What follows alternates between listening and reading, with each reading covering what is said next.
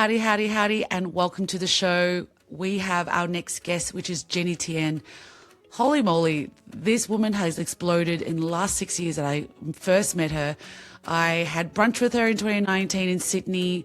Also, we went to COVID, and then she nailed the TikTok memo and has a worldwide fan base who sell her out, buy her merch, is showing up with awesome reviews for her shows. Jenny Tien was here in Melbourne for the Melbourne International Comedy Festival. She resides in New York City. She's doing well, guys. She's doing well. Please welcome Jenny to the show. Welcome, Jenny, to The Dirty Dish. Oh, The Dirty Dish. Thanks for having me. Yeah. You're a comedian. I'm a comedian. And I first met you when you picked me up in Sydney in your car. This is before Jenny became Jenny. Then we met up with Lizzie for lunch. Wow. This is before COVID. Yeah, this is a very, Marricksville. Yeah. And then I had interacted with you on TikTok, was it? I was like, oh, you're so cool. Oh, I thought you were so cool. Whatever. You are. I was just like, oh, she just dances. What? She's so free. Yeah. Wow. And then there's you just telling people off. Oh my God, I'm fucking yelling to and a camera. what worked out? What worked out? People just love you giving them the facts. I guess they do. Yeah. I don't know what it is because I don't think I'm saying anything particularly special. I'm just angry.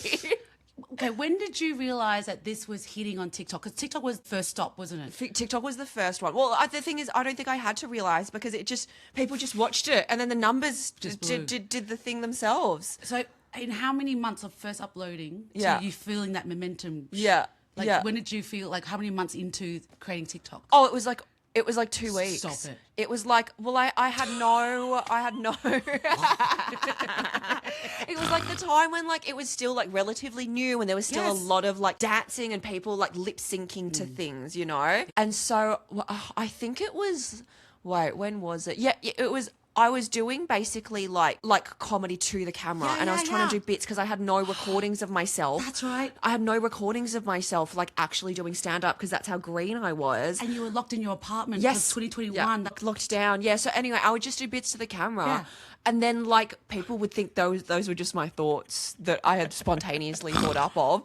And then so I was like, oh, well, this works. And then I was like, well, I have to keep going. Yeah. And then, you know, because there was so much fodder with like lockdown and everything, I just was like, okay, well, this is free material right now. This is topical. Yes. I'll just do this. Yeah. And then that was it. That's taken me. That's the hero's journey, everyone. That's the hero's journey. I also remember we chatted years ago when this was all happening, that some of the people on TikTok didn't know you were a comedian. No. They just thought you were a content creator. They think I'm a content creator. And there's still some people that like now I'm on YouTube now. They're like, oh, you're a YouTuber. I'm like, I've never identified as I never thought of myself as that way, but like, thank you for watching and seeing me on that platform. You make money on YouTube. And you make money on YouTube. It's actually why. Well, I only started YouTube because I wanted people to watch my comedy, like my stand-up. You know, I put my specials on there. And then I thought, well, I have to get, you know, subscribers for them to watch. Otherwise, who's going to watch this? And then, so I started posting on there and then that was it. Which one are you not on? I'm not on like, what is it, X or Twitter, that one. Okay, yeah. And like Blue Sky, like that stuff I'm not on because I'm like, oh, that's me generating more content. I'm like, oh, that's exhausting. Twitch? I do enough. Twitch, no, I'm not on that either. We need to sleep. That one. We need to to sleep sleep. at some point, right? Yeah. I'm out doing stand-up so much. I don't have time for to freaking live stream myself doing I don't know what. 2 years ago, you sold your yellow hat.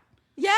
And I love yellow hats. So I got some merch. Oh, thank you. You filled up Max Watts. Yes, I did. Yeah, that was a surreal experience. Yeah, that was cool. If anyone doesn't know what Max Watts is, it's a 400-seater and it's usually a music venue, but they converted it into a comedy venue over the comedy festival. All the cool, big, like, comedy events seem like they're always held there over festival, like Festival Club and Lip Sync Battle. Yeah. And I remember sitting there the first time and watching Festival Club, and it's like 10 comedians for $10 and just seeing the audience erupt. Yeah. It was like, whoa, I didn't know comedy could be this. But now you're in this room.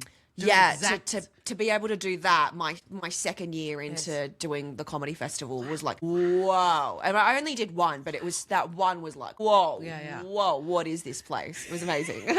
What was your first year audience capacity? I think it was 80. Wow. It was 80, and then in that first year, in the last 2 weeks, they put me into a bigger venue, and then it was 120. We've talked about Harry before. Yes. But the idea is that, showing up does translate to ticket sales, and your fan base They're dedicated. They're dedicated. And we're talking about Harry June, by Yes, the way, Harry not June. Prince Harry. Who's in town? Who's in town? We know the guy. Yeah. But no, oh my God. Yeah, just showing up and doing the work. Okay. You know, because I think Harry is such an amazing example of someone who has been grinding at it for as long as me, Yeah, he's been basically. working. And, you know, has always just had the most positive He's a good attitude soul. as Yes. well, you know, and then now it's kind of finally it's paying off, and he's got this really dedicated audience fan base. And if you watch a Harry June video and you comment, he responds to every comment because he's so dedicated. So, you know, yeah, I'm a big believer in all of that. And for me as well, it's, you know, we're talking about how quickly all of this stuff happened for me online. I was grinding as well. Yeah. I'd been doing stand-up for like 4 years. Yeah. And I hadn't gotten any of like the little milestones that my friends had gotten. Yes. I didn't get any of that. I wasn't like chosen by the festival to do anything.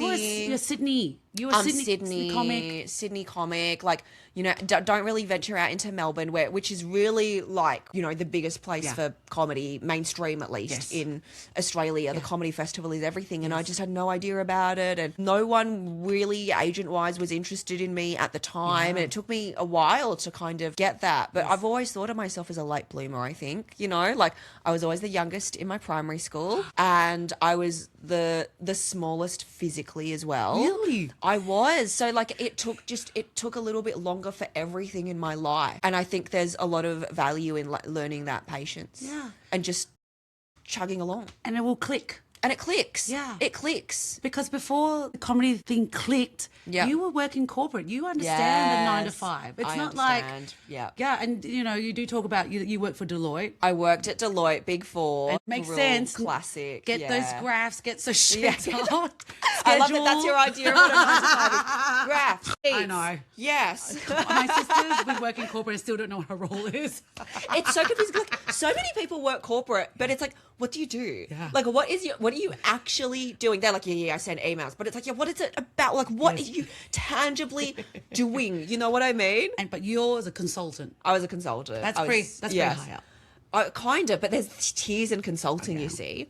So there's the Big Four, which is actually in consulting world, bottom. So what is life since corporate to today, being able to do this podcast and do whatever you want? Oh, it's so nice. I know. It's so nice. We're getting an influx of comedians next year. Yes, just being able to like do something that I care about. And obviously that comes with its own struggles, you know, like there's a thing where it's like people talk about, oh my God, if I, you know, try and I do something creative, well then I'm going to end up with more problems and issues, and I'm going to have to struggle with this, and then I'm going to have to struggle with my creative work. Everything is a struggle and everything is hard always. Like this is still hard. Yes. All of this is still hard.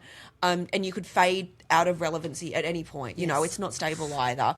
But it's like, oh my God, at least I'm creating work that I at least think is like meaningful at the moment, especially with my current stand-up show. You know, I hope this reaches, you know, the audience that's meant to hear this at this particular stage in their lives. I like making meaningful, impactful work. And it's the thing I learned at Deloitte, actually. Ooh, see, it all comes back. It all comes back. I had a career mentor, and my career mentor was like, because I was like floating around and I'm like, I don't think I really like this work.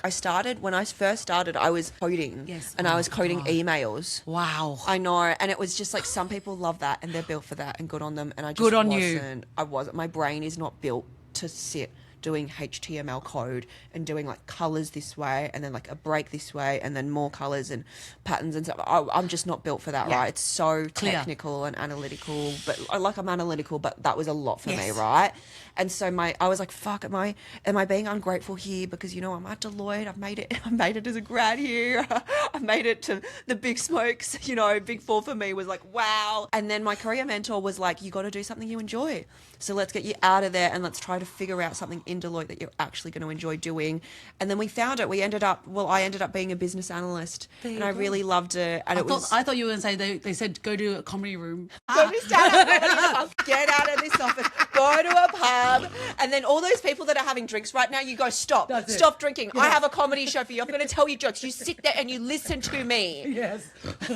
No, but they said business analyst. Business analyst. And I tried being a business analyst. Still left business analyst. Yeah, still left it. But at least I know everyone talks about like, Big Four corporate as if it's hell. I really enjoyed it. I enjoyed being a business analyst. I enjoyed like helping the client, helping them, collating all of their requirements, and then, you know, the developers would develop, and then I would translate all of that to them. So I enjoyed that. But then after that, I learnt that like the work matters. Yes. Your work matters. You are doing this, you know, like if it's a day job, like 5 days a week, you know, minimum 8 hours really if you're working full time. So that's, you see your co-workers and your boss more than you see like your friends and your partner, really. Yeah. You see them every day. So you might as well be doing something that you really like. It's really important. Absolutely. So when I found stand-up, like I, you know, I was doing it thinking I'd be a business analyst forever. I thought that, and then, you know, things ended up really paying off in a way I never expected, and I'm just grateful for like everything. So what we've learnt is when you do it for yourself, it pays off. I was going to say work at Deloitte and find a career mentor that There's gives going you to be a good life lineup of advice. people line up for these programs. But let's talk about the show. When life gives you oranges. Yes, oranges. Oranges. I was thinking tangerines because of the K-drama. K-drama. Yeah, we were talking which about other it. people have asked me about. They're like, "Did you name your show off the K-drama?" And I went, "No." So where does the title come from? It's very sweet. Nowhere. And beautiful. Nowhere. Just pull it up your ass. Oh yeah, I did. Really? Okay, because I lived. Jenny, okay. that's great. Pedestal came out when I was sitting in my photo shoot on a pedestal. Oh, that's fantastic. No, I wish that just came out. No, pedestal, but then it matches. You know, you're sitting there, sitting, and it's so good. It's both of us, just like you know what they say. You know when you're in HSC English and you're making all these metaphors up, and then everyone's like, "What would I ever use this for? I'm never going to use this for anything." Paid off. HSC English has paid off. So this is for people who are listening, who aren't in comedy, who want to do comedy. You have to have a title for your show 5 months before comedy festival. Yeah. This person just pulled it out of her ass. Yeah, so did this person. Pulled it out of her ass. We got big assholes. Just show title after show title. It's constant. It's constant. When you do have your title, you have then to write a show around the title. I didn't write it around the title at all. It's nothing to do. Fantastic. I never Even mentioned better. oranges a single time. No, nothing. But that's very artistic because the audience is sitting Thank there. you. Where are the oranges? Where? The whole show, they're like, I think this is a metaphor for the oranges, actually. When she mentions this about New York, that they say apples and oranges, this must be the oranges part, you know? They can apply whatever they want. But yeah, no, it's about a relationship that I was in. It was a relationship that happened to me ages ago. It was right after lockdown, 2022. Wow. So it's been a few years now. I think I remember the story. Yeah, and then it's like whenever I tell this story to people, like my friends, and this is how it kind of started, like they'd always be like, oh, what? And then they'd end up sharing their own stories about, you know, their exes or their partners.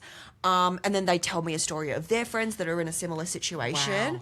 And so I was like, this feels like something. It feels like something to talk about. Right. And then I did a trial of it, and the audience really resonated with the story I had to share.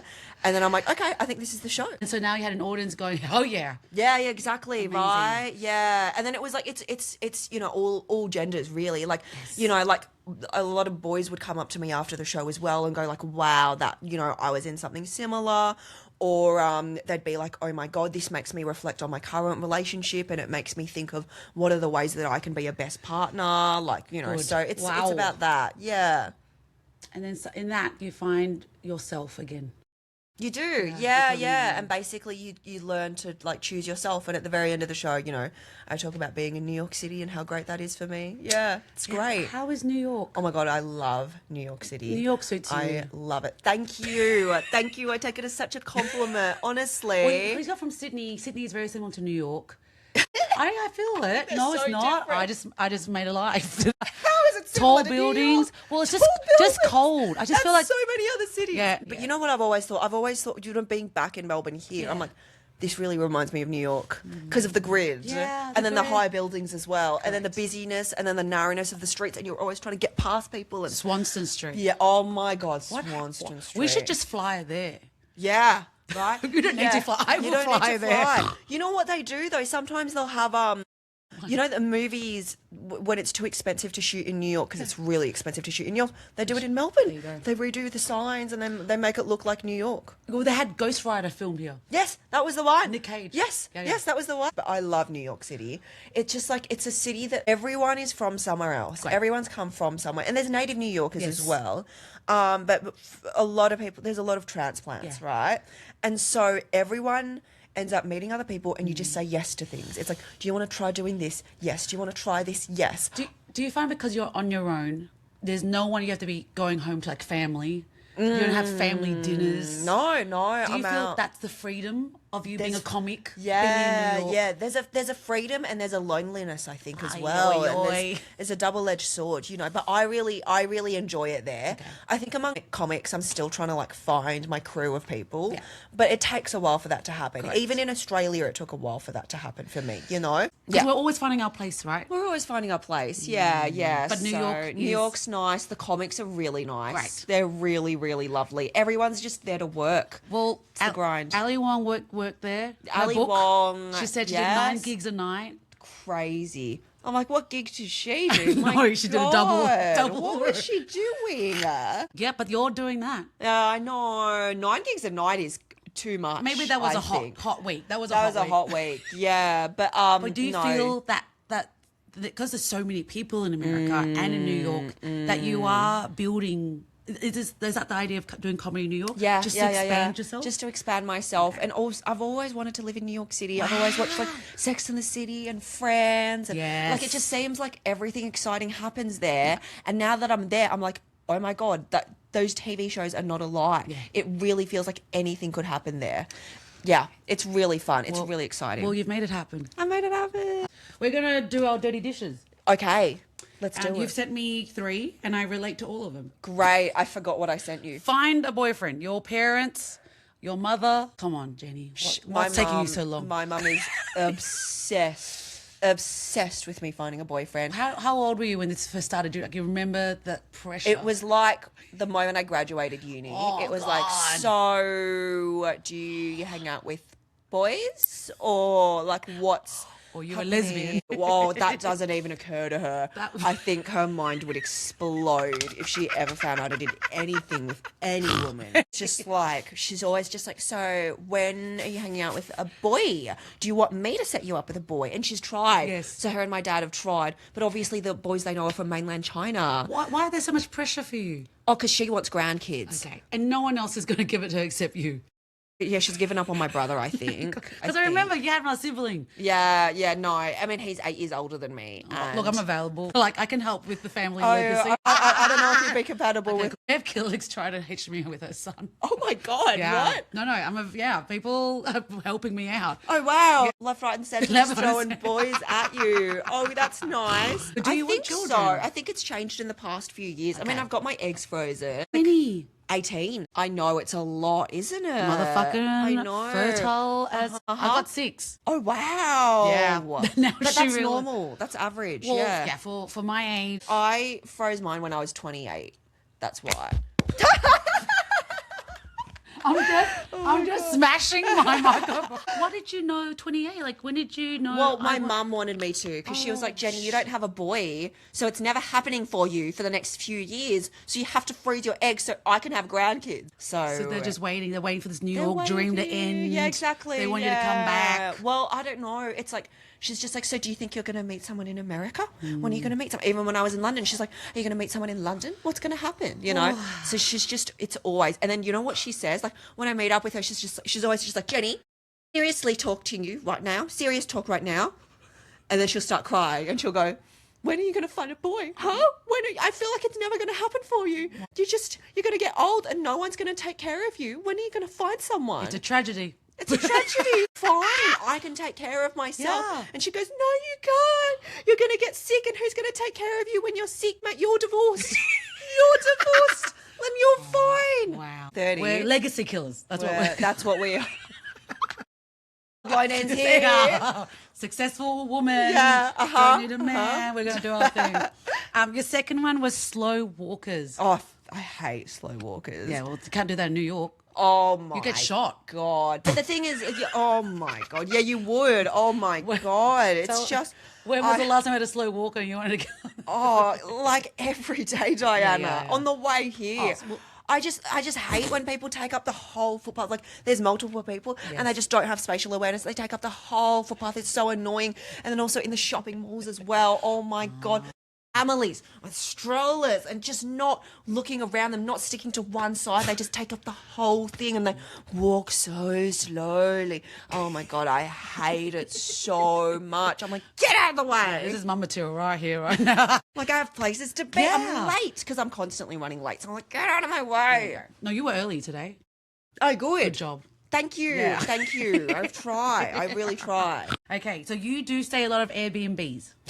Yeah. Yeah, and you saying uptight Airbnb hosts. Oh, my Are you one of the people who write God. really truthful reviews after you say No, I'm a coward. I just go 5 stars, great stay, thank you. But internally, I'm like, I hate all the rules. Okay, yeah, what's Oh happening? my God. What's the worst? I hate when they get you to like, it's like, oh, you have to take out the trash and then you have to take off the sheets and then you have to like squeegee the bathroom, the shower. No. Like, yeah, I've had that before. Isn't there a cleaning fee?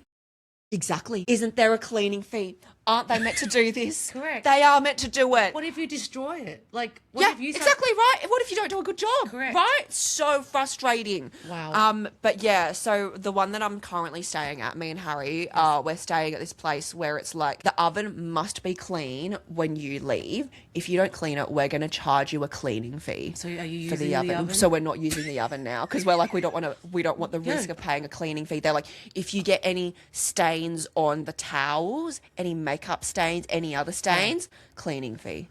I'm like, excuse me, what? And you're there for 4 weeks. Yeah, we're there for 4 I weeks. think you can afford. Right, we're paying you so much, and Correct. we're paying like a good amount for this. So it's like you should be cleaning this. Yeah. You have we pay a cleaning fee for you. Correct. What the hell is this? that's- It's so annoying. And then like the washing machine, for example, the tiniest little bit of like laundry liquid, the tiniest amount. I was like, come on. We'll load you up before you leave. Yeah, don't be so stingy. What the hell? Oh, wow. So yeah, I hate stingy Airbnb hosts. What is the worst Airbnb you've ever been in?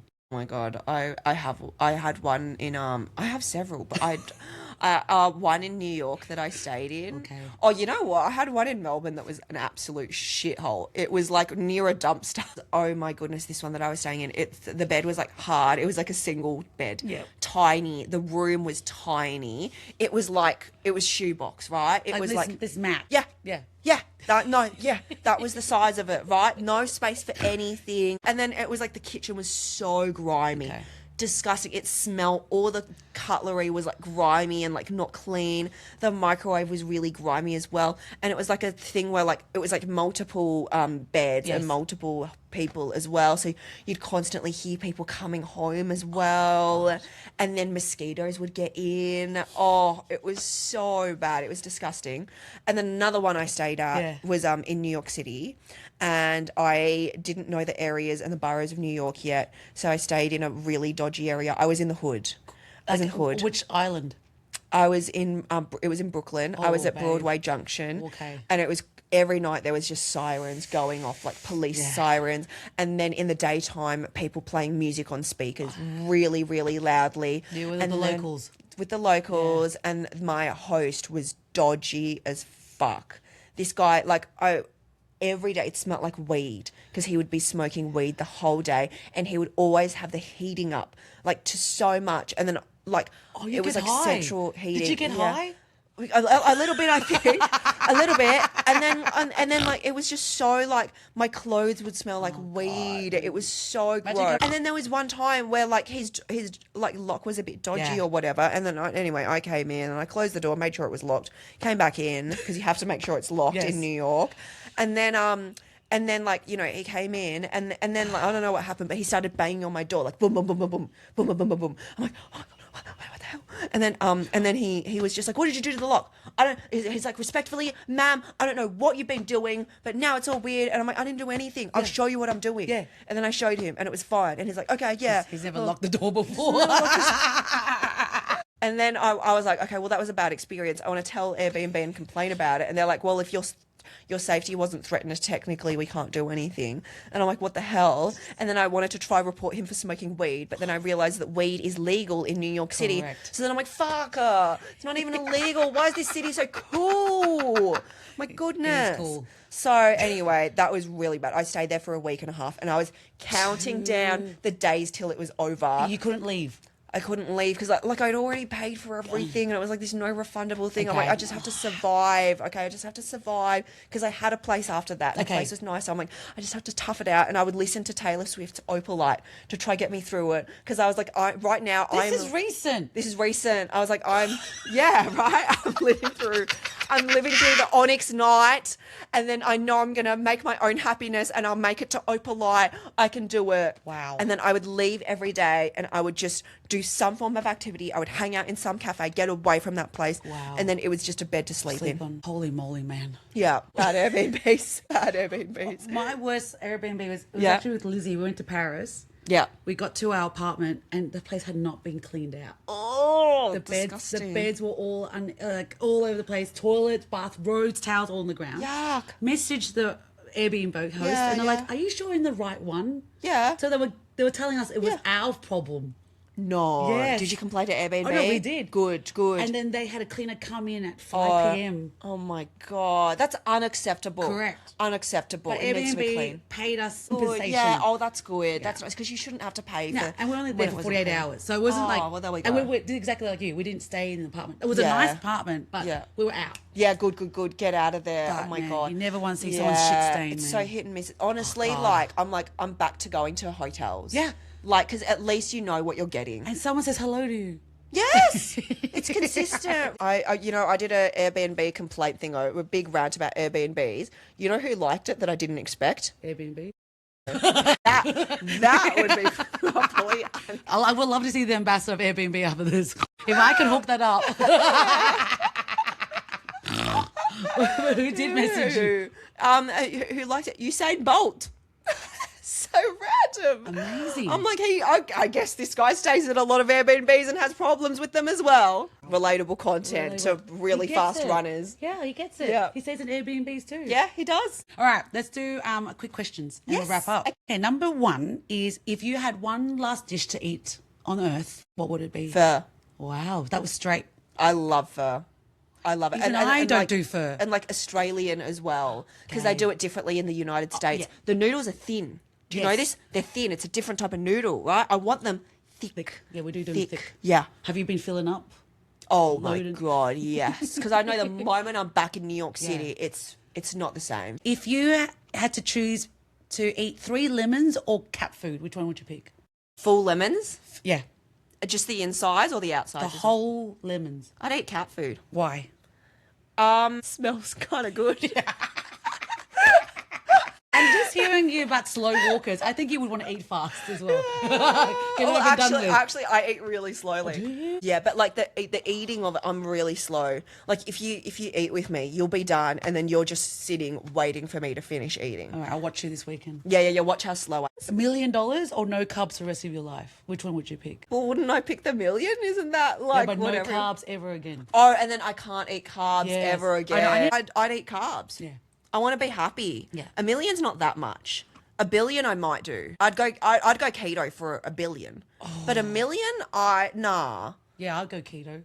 Yeah, right? Yeah. Just keto diet. If they just Like, said eat broccoli for the rest, Yeah. I'll be like, yeah, I'll eat broccoli. yeah, exactly, right? If you had a car and you had 4 extra seats, who would you fill that car with, dead or alive? Oh, I'd take a bunch of my friends. Great. Who are they? I think I'd take her, Huang, Harry. Do you want to be in the car? No, you pick your people, man. You pick your wiggle car. Pick your wiggle, dead or alive. Okay. So, Yeah. and then I, okay. Be interesting car ride. All It's a right, road okay, trip. so I've got 2 more seats Correct. left. Dead or alive? Yeah, who oh, would I I bring want to back? pick someone. Oh, let's add Ariana Grande. Oh my gosh, you'll sing. Yeah, the whole- right. She'll sing the whole trip, and I just think she's a good hang. I think she's like fun. That's fun. You know, she's really funny. So I think her. Oh, let's add Ali Wong. Let's add Ali Wong. Why not? Let's network a bit. Why not? Yeah, you got a full ride. Yeah. I love it. And last one, if you were bubble tea, what would be your flavour? Oh, wait, what's yours? It's just a royal #2 at Gomcha. Yeah. with the pearls. I love that. Yeah. Classic. I'm very classic. Yeah, but like a favourite for a reason. Correct. Yeah, I love that. Oh my God. Okay, you know what? I've been drinking heaps that I'm like, To get "I you think this is through. me." To get you through. Just something that I've really been addicted Okay. to. I've gotten onto the Molly teas recently. Yeah, there's a line there. Oh my God. My friends have always been obsessed with it, Yes. and I've never been into milky teas. Okay. Oh my God. Because I'm like back in Australia and I'm like, I want to drink as much of this as I can before I go back to the States. They don't have this in. They There's not a do, version. but it's not like on every corner and available the way it is here, right? Okay. Anyway, so their apple tea at like 50 or 70% sugar with some white pearls in there. You don't think it's going to work because it's like apple tea, right? Apple and milk. What? It's light, it's fragrant, it's got the jasmine tea notes in there, and I think it's like sweet and delicate as well, and I think that describes a bit of me. I'm going to go get one. Get one. Let's get Wow, one. you really we should get one. You did that really well. You Thank sold you. that apple tea. Let's get one. Okay, we'll get one. Let's get one. After the rice paper yes, rolls. after rice paper rolls. Wow, that's it. Thank you, Diana. Oh, you were great. That was so fun. Oh my goodness, I learned more about you. Well, thanks for having me. 18 eggs? 18. Motherfucker. Yeah, you know why? Because I've got polycystic ovaries as well. And when you have polycystic ovaries, I thought it was going to be bad for it. And then the doctor went, no, it's actually good for it. You get more eggs when you have polycystic ovaries. I've got endometriosis. Two different things. Ah. I might have to borrow your eggs. Yeah, I'll donate mine to you. You can have my kid for me. I'll let you know in 2 years. All right, that's it. See you. See you. Bye.